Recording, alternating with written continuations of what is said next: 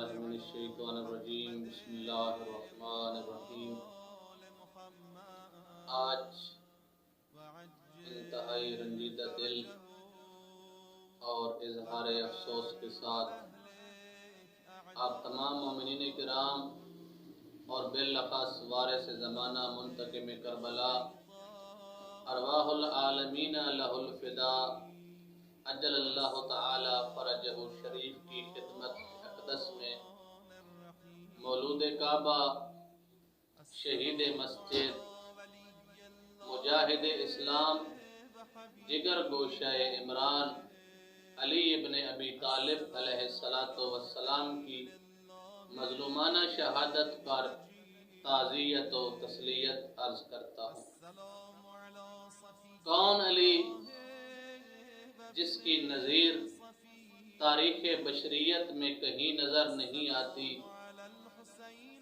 ऐसा बाअकमल और मासूम इंसान जिसके मुताल्लिक़ ख़त्मी मर्तबत सल्लल्लाहु अलैहि वसल्लम इरशाद फरमाते हैं, लौ कानल बहरो मिदादा वल अशजारो अक़लामा व औराकुहा किरतासा वल जिन्नो वल इंसो कुताबा लम्मा हस्सु मनाकिबहु।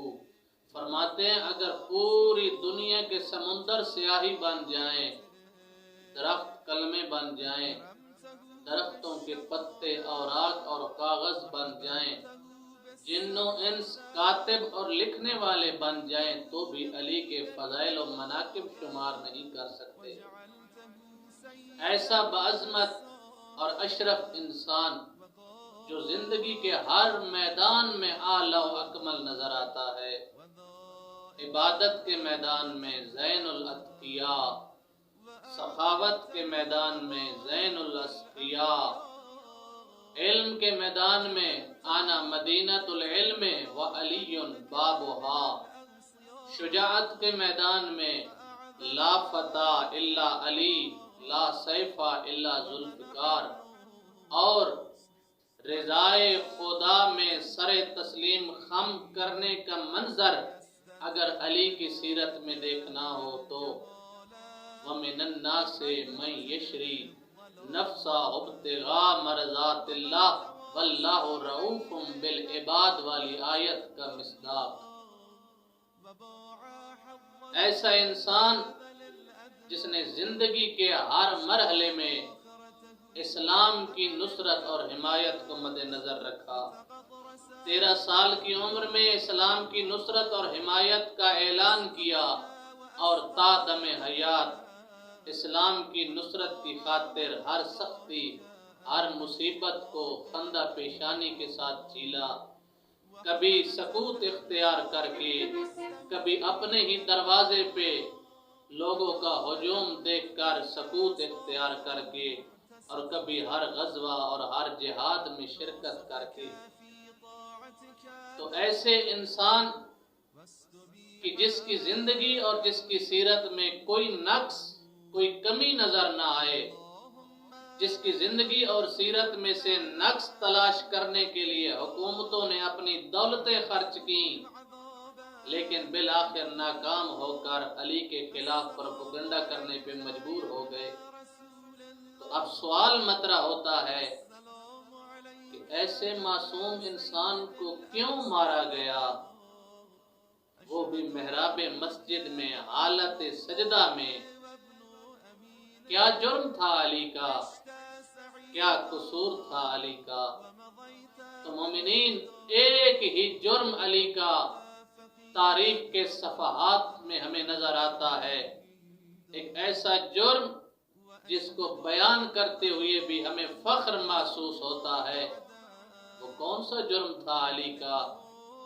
तारीख पुकार पुकार कर कह रही है कि सिर्फ एक जुर्म था फर्जंदे अबू तालिब का, वो ये था, कोतिला अलीयुन फिल मिहराब इबादा लिशिद्दत अदालते। अली को अगर मेहराब मस्जिद में शहीद किया गया तो जुर्म सिर्फ ये था कि अली आदिल इमाम था। علی عدالت کے معاملات میں شدت اور سختی سے پیش آتا تھا، کیونکہ آپ جانتے ہیں عدالت کی دو قسمیں ہیں، ایک فردی اور ذاتی عدالت، ایک اجتماعی عدالت۔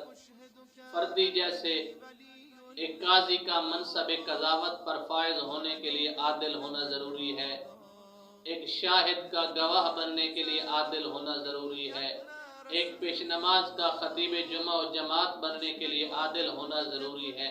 یہ سب فردی عدالت ہے، ذاتی عدالت ہے۔ علی کی فردی عدالت سے کسی کو اختلاف نہیں تھا، علی بچپن سے متقی تھا، پرہیزگار تھا، عادل تھا۔ دشمنی تھی علی کی اجتماعی عدالت سے۔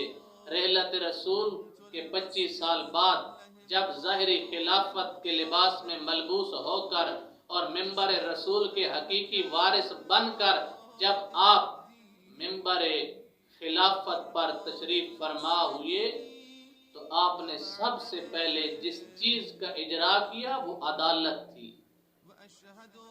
یہ اجتماعی عدالت جس کو آپ نے معاشرے میں رائج کرنے کی کوشش کی، یہی عدالت کی وجہ سے لوگ آپ کے دشمن ہو گئے۔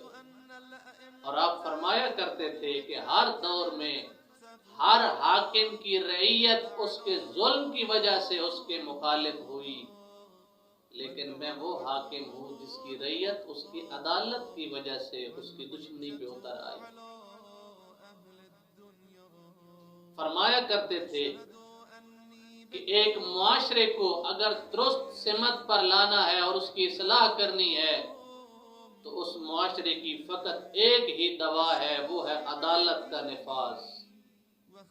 عدل و انصاف کے اوپر زور دیتے ہوئے آپ حدیث مبارکہ بیان کرتے تھے، فرماتے تھے لوگوں میرے رسول نے فرمایا کہ حکومت کفر کے ساتھ تو قائم رہ سکتی ہے مگر ظلم و ناانصافی کے ساتھ کبھی قائم نہیں رہ سکتی۔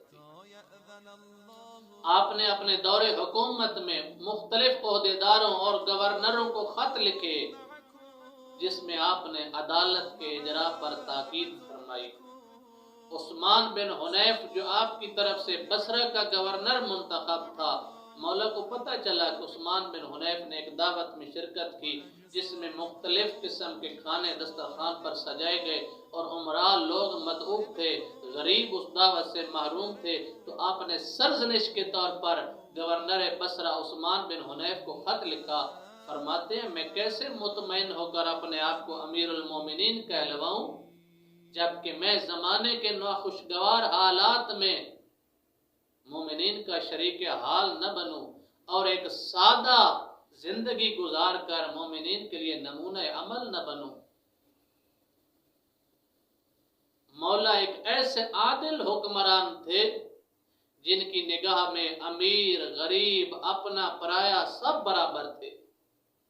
اتنی شدت کے ساتھ عدالت کا اجرا کیا حتیٰ کہ آپ اگر تاریخ کی وارگردانی کریں تو سابقہ حکومتوں میں بیت المال میں سے جو کرپشن کی گئی تھی مولا نے اپنے دور حکومت میں وہ چوری شدہ سب مال واپس کیا اور فرمایا اگر میں کسی مال کو اس حالت میں دیکھوں کہ وہ مال کسی عورت کا حق مہر بن چکا ہے، اس مال سے کوئی کنیز خریدی جا چکی ہے، اگر وہ مال بیت المال سے تھا تو علی اس کو ہر صورت میں واپس لائے گا۔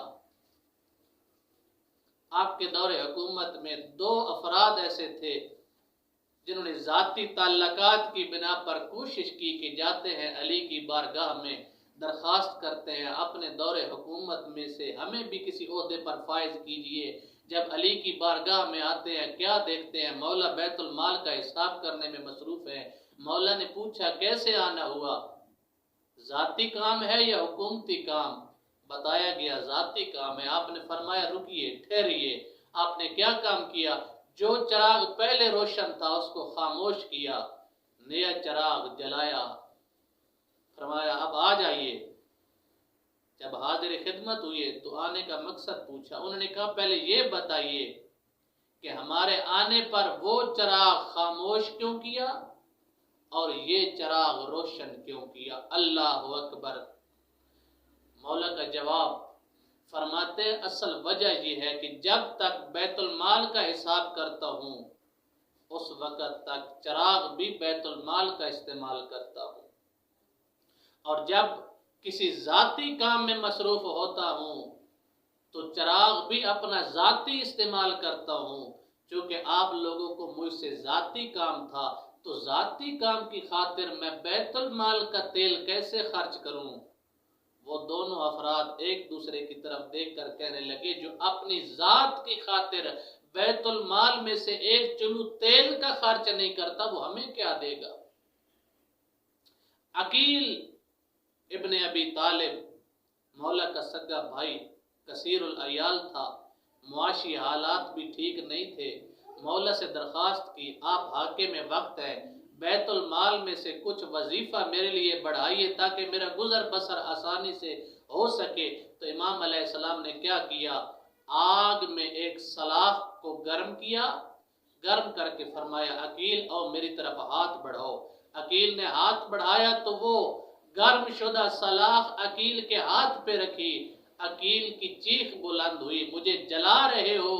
فرمایا اے عقیل تو اس آگ سے ڈر رہا ہے جس آگ کو میں نے مذاق کے طور پر روشن کیا، اور مجھے اس آگ کی طرف دھکیلنا چاہتا ہے جس آگ کو اس جبار نے اپنے غضب سے روشن کیا ہوگا۔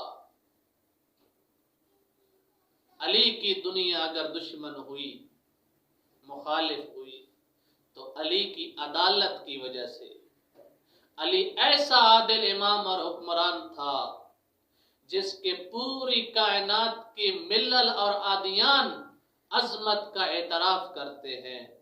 ایک عیسائی ادیب نے آپ کو انسانی عدالت کی آواز کا نام دیا، اور تاریخ کی طرف آرزوئے تمنا کا ہاتھ بڑھاتے ہوئے تاریخ کو مخاطب کر کے کہتا ہے اے تاریخ کیوں نہیں اپنے آپ کو دہراتی، کیوں نہیں بشریت کو دوبارہ علی ابن ابی طالب جیسا عادل حکمران دیتی۔ علی ابن ابی طالب عدالت اور انسان دوستی کا وہ چمکتا ہوا چہرہ جو ہر لحظہ انسانی چہرے پر جگمگا رہا ہے، ایک ایسی عدالت جس کا خون اس ماہ رمضان محراب مسجد میں ٹپکایا گیا، وہ ہر روز سورج کو بیدار کر کے کائنات کو پیغام دیتا ہے اے لوگو اگر مجھے مارا گیا ہے تو صرف عدالت کی وجہ سے۔ 19 ماہ رمضان علی کو ضرب لگی، 21 ماہ رمضان صدائے حق کو لبیک کہا، اور عدالت اپنے حقیقی محافظ اور حقیقی امین سے محروم ہو گئی۔ انا للہ و انا الیہ راجعون۔